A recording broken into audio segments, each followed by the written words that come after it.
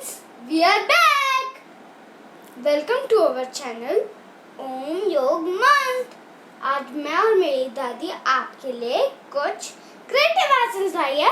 और फ्रेंड्स, आज से हमने आपके लिए एक सरप्राइज रखा है, जो कि है हमारे योगा आसन के बाद हम आपको कुछ अमेजिंग फैक्ट्स के बारे में बताएंगे।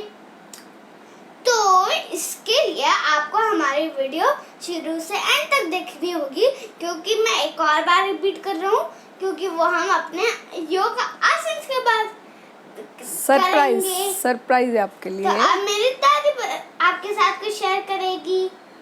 नमस्कार, मैं आज अपने योग चैनल जो है हमारा, उसमें आपको कुछ प्राणायाम के बारे में बताने वाली हूँ, आप लोगों के साथ शेयर करना चाहती हूँ। पहले हमने छोटी छोटी क्रियाएं करी, फिर हमने आसन करे, उसके बाद प्राणायाम करने चाहिए। तो मैं आज आपको कपालभाति, भस्त्रिका और चंद्रभेदी प्राणायाम के बारे में बताऊंगी और उसकी सावधानियां भी बताऊंगी और उसके लाभ भी आपके साथ शेयर करूंगी। तो सबसे पहले हम करेंगे कपालभाति, जो सभी लोग इसको अभ्यास करते रहते हैं, लेकिन कई लोग इसको बहुत जल्दी करते हैं। उसका सही तरीका आप ध्यान से देखें और ध्यान से उस चीज़ को समझें।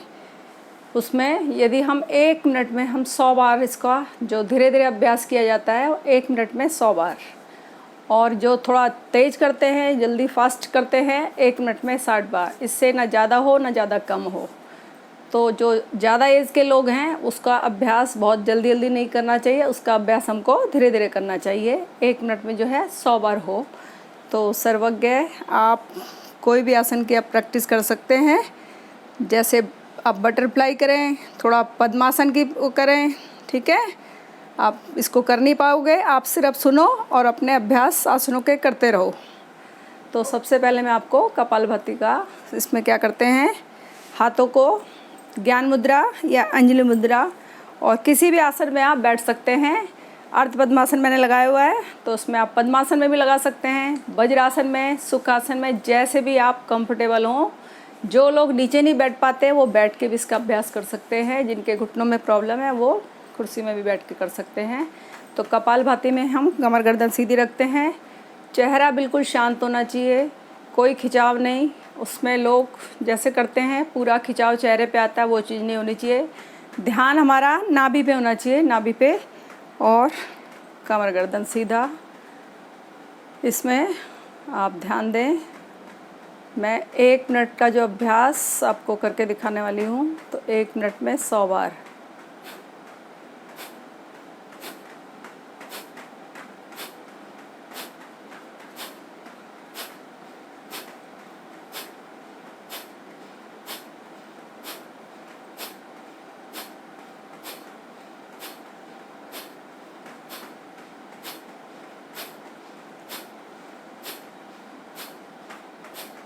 ये रिदम रखना है और 1 मिनट में वो हमें 100 बार होगा। और जो हम तेज़ करते हैं उसका आप देखें। जिन लोगों को फालतू फैट है और अपना वज़न कम करना चाहते हैं, वो आप तेज़ भी कर सकते हैं, लेकिन छोटे जो बच्चे, युवा, वो ही करें। जो ज़्यादा एज के हैं, 50 से ऊपर, वो तेज़ इसका अभ्यास नहीं करना चाहिए, उससे आपको नुकसान हो सकता है। ये सावधानी आप ज़रूर ध्यान दें। एक दूसरे को देख के आपको कभी अभ्यास नहीं करना चाहिए, अपने शरीर की क्षमता के हिसाब से करना चाहिए।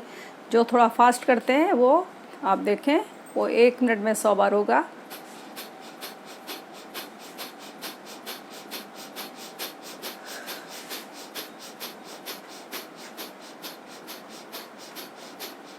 ये रिदम रखना है। और सांस भी हमारी वापस आनी चाहिए। सांस छोड़ने की आवाज़ आनी चाहिए। सांस छोड़ा झटके से पेट अंदर, और सांस भरते हुए पेट बाहर आना चाहिए बिना आवाज़ के। सांस छोड़ने की आवाज़ आनी चाहिए। इसमें कपालभाति में सिर्फ सांस छोड़ने की आवाज़ आती है। ये है हमारा कपालभाति प्राणायाम। अब मैं दूसरा जो आपको प्राणायाम बताने वाली हूँ, भस्त्रिका प्राणायाम। भस्त्रिका प्राणायाम क्या है? बीपी के जो पेशेंट होते हैं, बीपी जिनको बहुत ज़्यादा हाई होता है, उन लोगों का इसका अभ्यास नहीं करना चाहिए। ये 3 तरह से होता है, लेकिन आपने और चैनलों में भी देखा होगा। ज़्यादातर 2 तरह से आपने देखा होगा, लेकिन एक तरह से और भी होता है, जिसका छोटी छोटी सांसों से अभ्यास होता है। बाईं भस्त्रिका, दाईं भस्त्रिका और मध्य भस्त्रिका उसको बोलते हैं। उसका नाम है बायां, दायां और मध्य। उसमें क्या है, हमारा जो प्रेशर जो हम करते हैं, पेट पे झटका नहीं देते, ना सीने पे ज़्यादा झटका। सांस तो हमारे आएगा शरीर पे, लेकिन हमारे सर से आता है। जैसे हमारी नाक बंद हो जाती है तो हम उसको खोलने का अभ्यास करते हैं, छोटी छोटी सांस लेना छोड़ना, उसका अभ्यास किया जाता है। और ध्यान अपना सर के ऊपर सहस्त्रधार चक्र में रखना होता है। उसमें जिन लोगों को साइनस की प्रॉब्लम, बहुत ज़्यादा जुकाम रहता है, माइग्रेन की समस्या है, नाक की हड्डी बढ़ जाती है और मांस भी बढ़ जाता है नाक के, जिनको सांस लेने में दिक्कत होती है, तो इसके अभ्यास से वो आप दूर कर सकते हैं। लेकिन सावधानी ये बरतें, बीपी हाई वाले इसका अभ्यास ना करें। तो सबसे पहले मैं बाईं, दाईं और मध्य भस्त्रिका का अभ्यास आपको करके दिखाने वाली हूँ। तो इसमें हम मुद्रा बनाएंगे। एक हाथ ज्ञान मुद्रा, ये बाईं करेंगे पहले। तो आप ध्यान दें, पेट की ज़्यादा मूवमेंट ना हो, सीने की ज़्यादा ना हो, यहाँ से आपको जोड़ देना है। इसमें शुरू में भारीपन भी आता है, तो उसका घबराने की बात नहीं है। शुरू पे आप धीरे धीरे अभ्यास करेंगे, जैसे 3-4 बार कर लिया, फिर बदल के बाईं कर ली, फिर दाईं कर ली, फिर बाईं कर ली, ऐसे आप करते रहें। फिर बदला, बदल बदल के करेंगे तो आपके सर में कम दर्द होगा। शुरू में भारीपन आता है क्योंकि इसका अभ्यास हमें धीरे धीरे ही बढ़ाने का कोशिश करनी है। बाईं भस्त्रिका,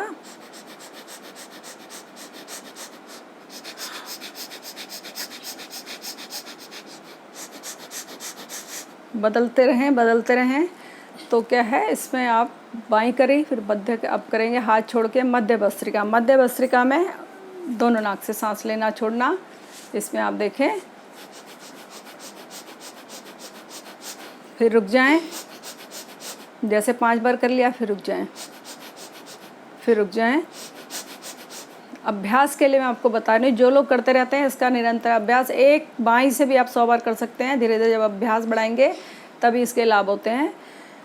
तो आप फिर से मध्य भस्त्रिका देखें और इसको ध्यान से देखें। छोटी छोटी सांस, एक रिदम होना चाहिए, लेना छोड़ना छोटी छोटी, जैसे एक लोहार की छौनी की आवाज़ आती है छोटी छोटी, वो आवाज़ इसमें महसूस हो जाती है। और ध्यान आप यहाँ रखें, कहीं ध्यान ना लेके जाएं। जब भी ये प्राणायाम करें आप आंखें बंद करके करेंगे तो आपका ध्यान अपने शरीर पर रहेगा, कभी भी आप गलत नहीं कर पाएंगे। फिर से मैं आपको मध्य भस्त्रिका करके दिखाती हूँ।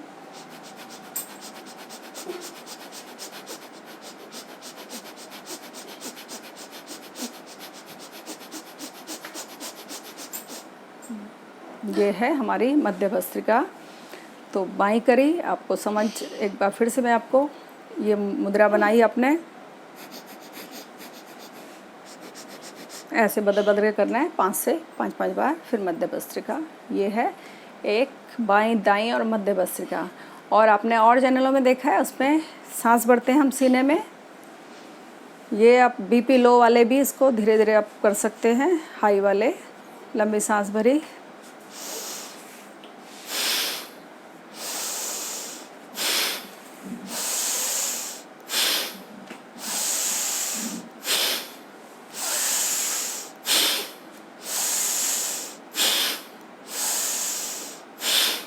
ये है दूसरी। और जो तीसरी हम करते हैं वो हम बैठ के करते हैं, बिल्कुल धीरे से करते हैं, बिना लंबी सांस भरेंगे, बिना आवाज़ के। ये मैंने आपको आवाज़ करके दिखाया। पहले भी जो बाईं दाईं वो भी आवाज़ के साथ। जो तीसरी हम करेंगे बिना आवाज़ का, लेकिन सांस हम लंबी भरेंगे। ये बीपी हाई वाले, इसको जैसे जिनको हल्का कभी कम ज़्यादा होता रहता है, वो इसका अभ्यास कर सकते हैं। तो बिल्कुल इसमें आवाज़ नहीं आनी चाहिए, लंबी सांस भरते हैं। जितनी ज़्यादा गहरी सांस भरोगे उतना आपके लिए लाभ। जितना हम सांस भरते हैं उतना हमको सांस छोड़ना भी होता है वापस, इसका आप ध्यान रखें।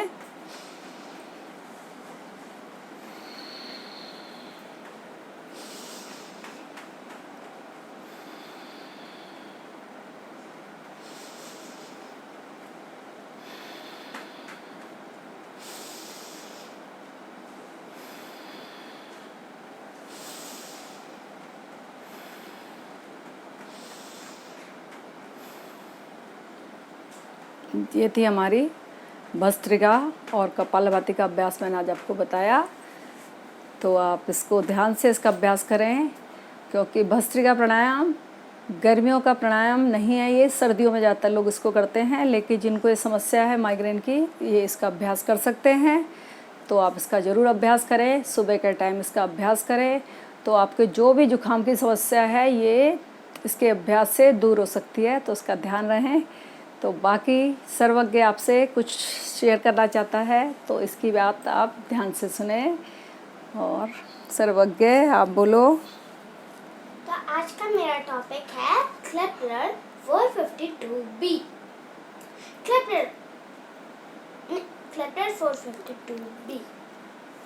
Scientists from NASA sent a space telescope named Kepler to find a planet just like Earth.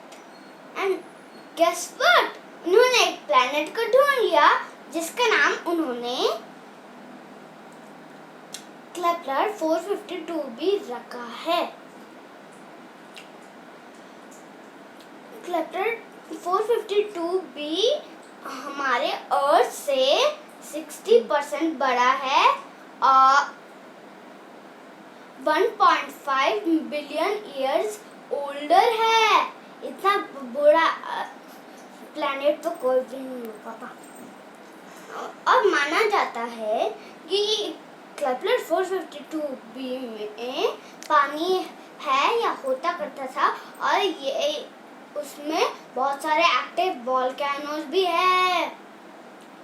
और केपलर 452b का भी एक पेरेंट स्टार है जो कि अननेम्ड है। और आपको पता ही होगा अर्थ का पेरेंट स्टार कौन सा है, हमारा सन।